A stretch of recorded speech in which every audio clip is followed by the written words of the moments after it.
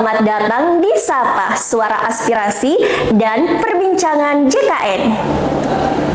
Podcast ini merupakan sarana informasi kesehatan yang dibawa naungan BPJS Kesehatan Watampone. Saya Edis Adelia, siap menemani Anda dalam perbincangan yang menarik ini. Di episode kali ini, kita akan mengulas secara mendalam terkait pesiar dalam program JKN. Tentu, terdapat berbagai pertanyaan dan tantangan mengenai syarat, ketentuan, dan dampak dari pesiar dalam program JKN ini. Untuk membahas hal ini lebih dalam, kami telah mengundang Kak Safira Safa sebagai Relationship Officer yang akan membantu kita memahami secara mendalam terkait pesiar dalam program JKN.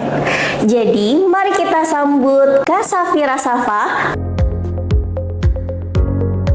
Halo Kak Safira. Halo. Bagaimana kabarnya hari ini, Kak? Alhamdulillah sehat. Baik.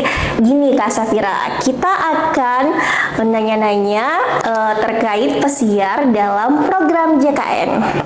Nah, jadi langsung aja kita masuk ke pertanyaannya. Adapun pertanyaan pertama yaitu, apa sih yang dimaksud dengan pesiar dalam program JKN? Oke. Jadi program pesiar itu sebetulnya akronim dari petakan sisir advokasi dan registrasi. Jadi pesiar ini bukan kita jalan-jalan naik kapal dan sebagainya, itu bukan.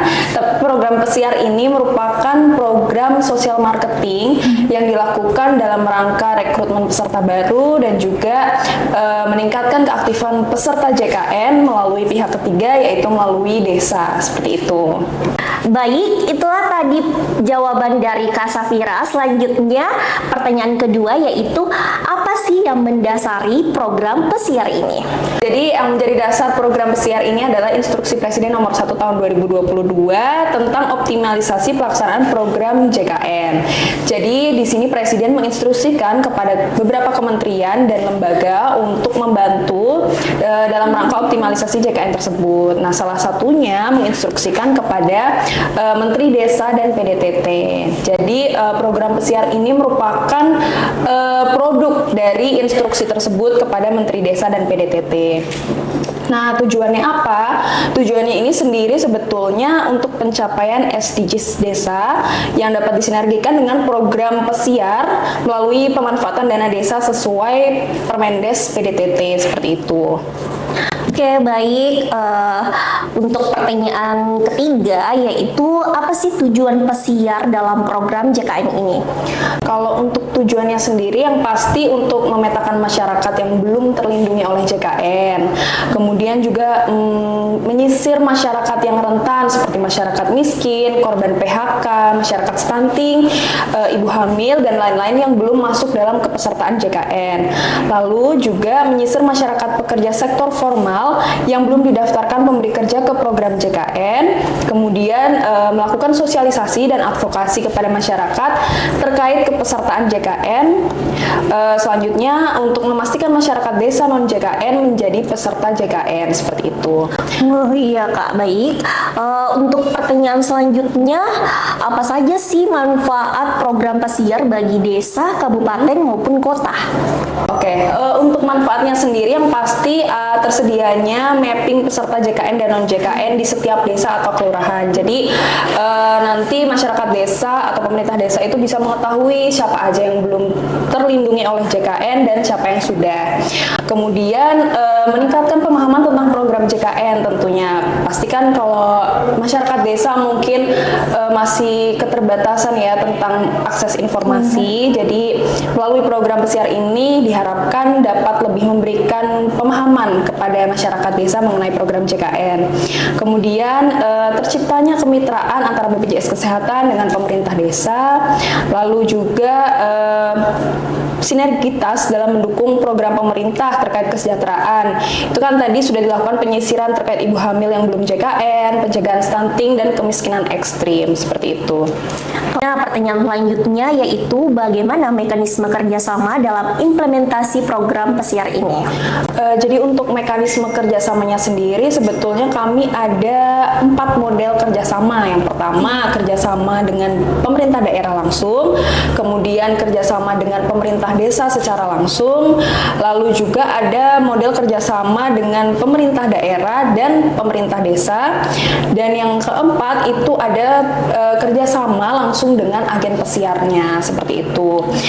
Kalau misalkan dengan pemerintah desa, nanti pemerintah desa yang akan meneruskan perjanjian kerjasama tersebut ke desa-desa yang masuk ke dalam desa pesiar, seperti itu.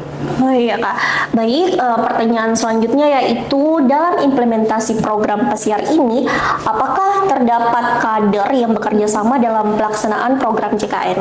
Oke, untuk pelaksanaan program pesiar ini ada yang namanya agen pesiar.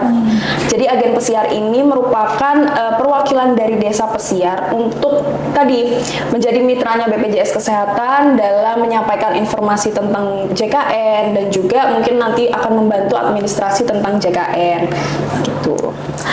Selanjutnya itu apa sih kriteria kader atau agen pesiar yang dapat mendukung dalam pelaksanaan program pesiar ini? Oke, untuk kriterianya sendiri itu biasanya bisa dipilih dari kader pembangunan manusia, kemudian dari perangkat desa juga bisa menjadi agen pesiar, lalu penggerak PKK, terus tokoh agama dan tokoh penduduk yang ada di desa, bisa juga dari tenaga sukarela, kader kesehatan, dan juga petugas lainnya yang mungkin ditunjuk oleh desanya secara langsung. Intinya orang tersebut memiliki kepercayaan atau bisa dipercaya oleh desa tersebut, seperti itu.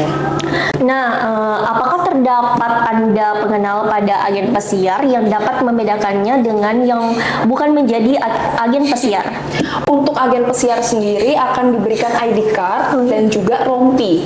Jadi nanti agen pesiar itu ketika melakukan aktivitas pesiarnya dia akan memakai rompi dan juga pakai ID card. Selain itu juga agen pesiar ini akan dilengkapi dengan buklet tentang JKN, seperti itu. Jadi apabila ada masyarakat yang bertanya, itu nanti agen pesiarnya itu bisa cari jawabannya di buklet tersebut gitu.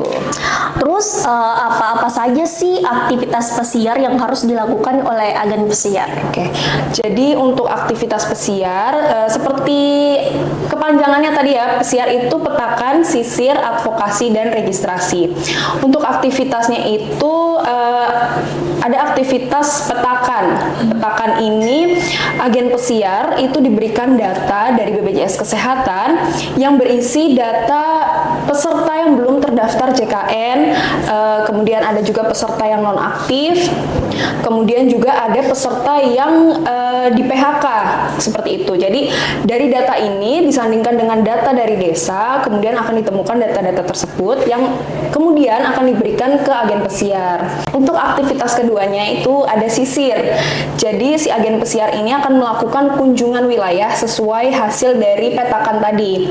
Jadi nanti agen pesiarnya itu akan melakukan verifikasi dan validasi data, kemudian akan menyampaikan informasi mengenai BPJS Kesehatan.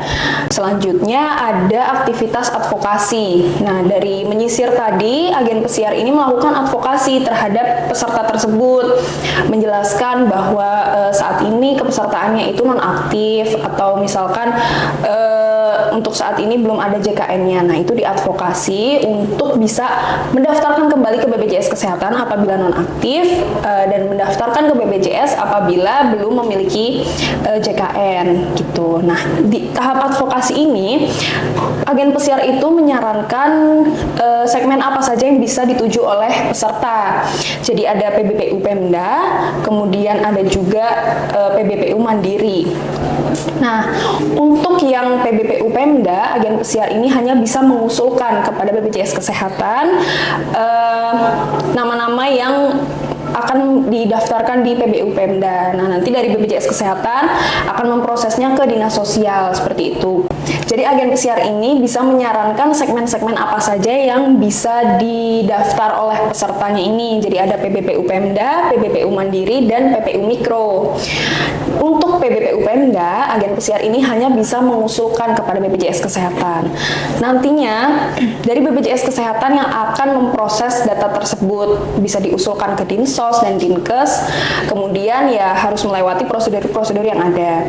Kemudian untuk yang PBPU Mandiri, agen pesiar ini bisa langsung mendaftarkan peserta tersebut melalui aplikasi Edabu Pesiar. Jadi ini nanti agen pesiar itu akan diberikan akses namanya aplikasi Edabu. Di aplikasi Edabu itu agen pesiar bisa mendaftarkan peserta, bisa ngecek status kepesertaannya apakah aktif atau tidak, bisa juga untuk mengecek vaskesnya di mana dan sebagainya.